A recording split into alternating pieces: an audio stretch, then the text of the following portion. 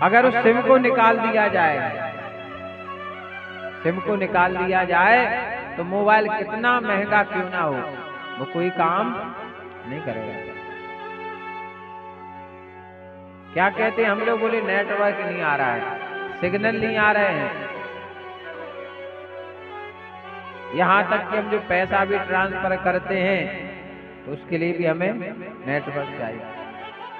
तो भगवान तक पहुंचने का नेटवर्क है राधे राधे। सच्चे मन से कह के देखना राधे, क्योंकि अंदर से निकलता है राधे नाम।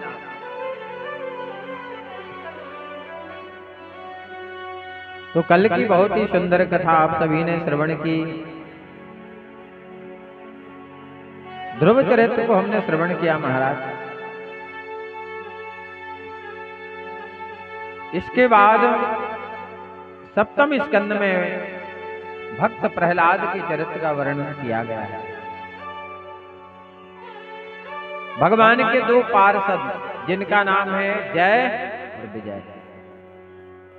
जीवन में कभी ऊंचा पद मिल जाए अभिमान नहीं करना चाहिए, क्योंकि पतन भी बहुत बुरी तरह होता है महाराज। जय विजय भगवान के द्वारपाल थे, द्वारपाल हरि के प्रिय दो। जय अरु विजय जान सबको। सनकादि ऋषि दर्शन करने के लिए आए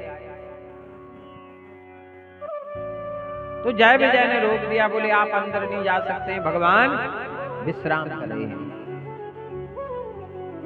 और भक्त के लिए भगवान कभी विश्राम नहीं करते महाराज। 24 घंटे कब कौन भक्त बुला दे भगवान को दौड़कर आना पड़ता है। जय विजय ने जैसे सनकादि ऋषियों को रोका दर्शन से, उसी क्षण सनकादि ऋषियों ने श्राप दे दिया कि आप इतने अच्छे स्थान पर बैठकर बैकुंठ में, वो अभी भी तुम्हारे अंदर एक अभिमान है, जाओ तुम राक्षस हो जाओ। रोने लगे जय विजय, हे ब्राह्मण देवता हमें क्षमा कर दो, हे ब्राह्मण देवता हमें क्षमा कर दो। आज के समय में ब्राह्मण का श्राप क्यों नहीं लग रहा है? ब्राह्मण तो बहुत है महाराज, ब्राह्मण बहुत हैं, पर ब्राह्मण का श्राप क्यों नहीं लग रहा है? कारण क्या है? क्योंकि श्राप देने के लिए ब्राह्मण के पास 3 चीजें पवित्र होना चाहिए। पहला हाथ, क्योंकि हाथ में जल लोगे तभी श्राप दोगे ना। श्राप देने के लिए मुख की आवश्यकता भी है, क्योंकि बोलना पड़ेगा। और तीसरी है आंख, किसको देना है देखना पड़ेगा। पर आज ब्राह्मण ने अपनी तीनों चीजों को नष्ट कर दिया है। आंखों को दूषित कर दिया है देख करके, मुख को दूषित कर दिया है, जैसा चाहे खा लेते महाराज। और कौन धान्य लेना चाहिए कौन नहीं लेना चाहिए सब हाथ फैलाए। ब्राह्मण को भगवान के अलावा किसी के आगे हाथ फैलाने नहीं चाहिए। रहे मन बेनर मर गए जो मागन घर जाए, उनसे पहले वो मरे जो देने से हट जाए।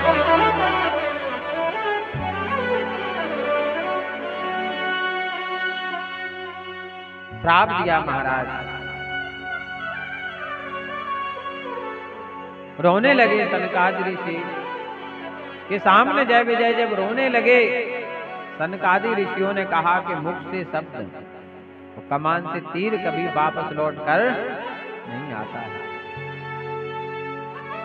भगवान के कानों में आवाज पड़ी, रोने के दरवाजे पर आए भगवान। सनकादि ऋषियों को देखकर प्रणाम किया, हे ब्राह्मण देवता। भगवान परम भक्त है किसके? ब्राह्मण, गाय, विप्र, धेनु, सुर, संत, देवता और संत। ये जो चार चीजें हैं, तो जहां इनका सम्मान आज भी यदि है ना, तो उस घर में भगवान का वास है। जिस घर में ब्राह्मण का सम्मान हो, गाय का सम्मान हो, देवताओं की पूजा हो, संत का सम्मान होता है, उस घर में आज भी भगवान का निवास है।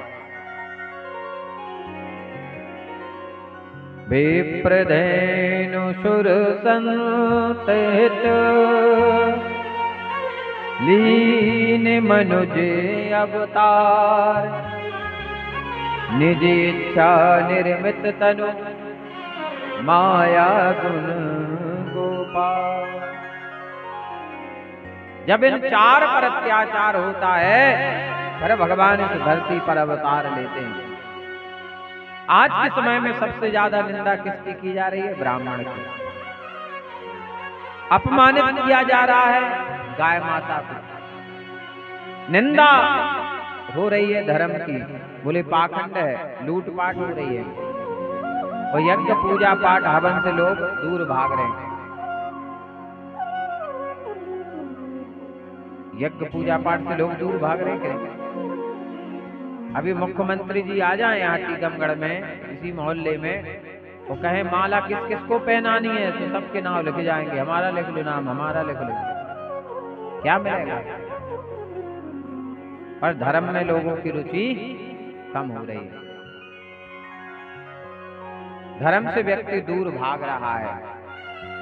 डॉक्टर को हजारों रुपए दे सकता है, बिना विचारे, बिना पूछे, बिना कहे, उधार होता करके, जमीन गाने रख करके पैसा ले जाएगा डॉक्टर को देने के लिए।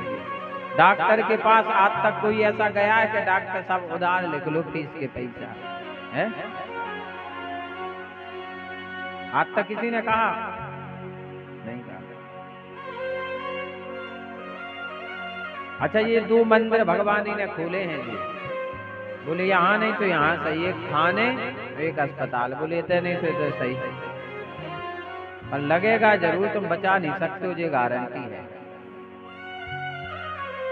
पर जो धर्म को पकड़ के रहता है महाराज, उसकी रक्षा भगवान करते हैं। बोले गोविंद भगवान की। भगवान जब बाहर आए तो देखा जय विजय रो रहे हैं। जय विजय ने भगवान की शरण को पकड़ा, प्रभु अब आप ही बचाओ, मुझे श्राप मिल गया है, ब्राह्मण देवताओं ने मुझे श्राप दे दिया कि जाओ तुम राक्षस हो जाओ। हे भगवान, अब हम आपके इस वैकुंठ धाम से वंचित हो जाएंगे।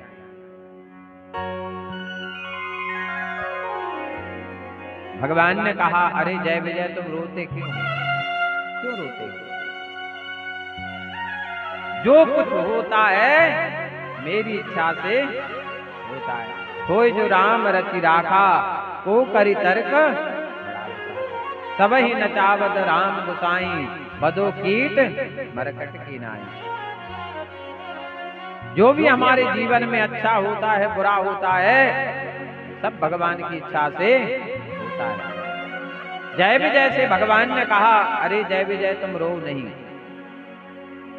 मैं तुम्हें आशीर्वाद देता हूं कि राक्षस तो तुम बनोगे, लेकिन तुम्हारा उद्धार मेरे द्वारा। जब मेरे द्वारा तुम्हारा उद्धार होगा तो पुनः तुम वापस वैकुंठ आ जाओगे। पर तुमने गलती की है, जीवन में कभी ब्राह्मण के प्रति अशब्द वचन नहीं बोलना चाहिए, चाहे वो कितना भी पतित क्यों ना हो। कभी ब्राह्मण का खाना नहीं चाहिए। भागवत में लिखा है, 60 वर्ष सहस्राणी विष्टियाम जायते कृमि। जो ब्राह्मण का खाता है महाराज, तो 60,000 वर्ष के लिए विष्टा का कीड़ा बनता है। ब्राह्मण का कभी नहीं खाना चाहिए। अपनी बेटी का दान कभी नहीं खाना चाहिए। पत्नी के पैसे लेकर कभी नहीं खाना चाहिए। ये हम नहीं कह रहे हैं, शास्त्र कहते हैं महाराज। जय विजय ने भगवान को प्रणाम किया। अब हम आपसे इतने दूर हो जाएंगे, क्योंकि कितना भी समझ लो तो 100 वर्ष तो समझ ही लो आयु। बल्कि सतयुग में आयु कितनी होती थी मनुष्य की पता है आप लोगों को? है किसी को पता? और जिन्होंने हमारी कथा सुनी हुई थी, मन से सुनी हुई, तो उन्हें पता होगा। हर बार बताते हैं, सतयुग में मनुष्य की आयु थी 1 लाख। कितनी? 1 लाख। त्रेता युग में आयु 1 जीरो घट गया तो हो गए 10,000। द्वापर में 1 जीरो घट गया तो कितनी हो गई? 1,000। और कलयुग में 1 जीरो घट गया तो कितनी हो गई? और भगवान की शरण में जाकर के बिछुड़ना महाराज, तो भगवान के पास रहता है 24 घंटे, तो बिना भगवान के नहीं रह पाता है। यहाँ 7 दिन कथा चल रही है, 4वां दिन है। जब 7 दिन पूरे हो जाएंगे, पर यहाँ देखना आप 10वें दिन कैसा लगता है। बहुत बुरा लगेगा, क्योंकि अभी ये धाम बना हुआ है, समस्त देवी देवता यहाँ विराजमान, इसलिए आनंद बरस रहा है। लेकिन कई लोग समझ नहीं पा रहे हैं, नहीं समझ पा रहे हैं। इसलिए ऐसे कार्य में बढ़ चढ़कर हिस्सा लेना चाहिए, सेवा करनी चाहिए। कहते राम नाम की लूट क्या है?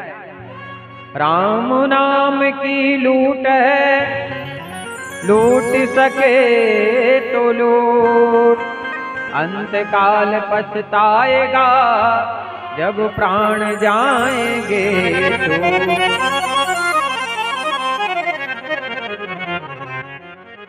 यही लूट है महाराज।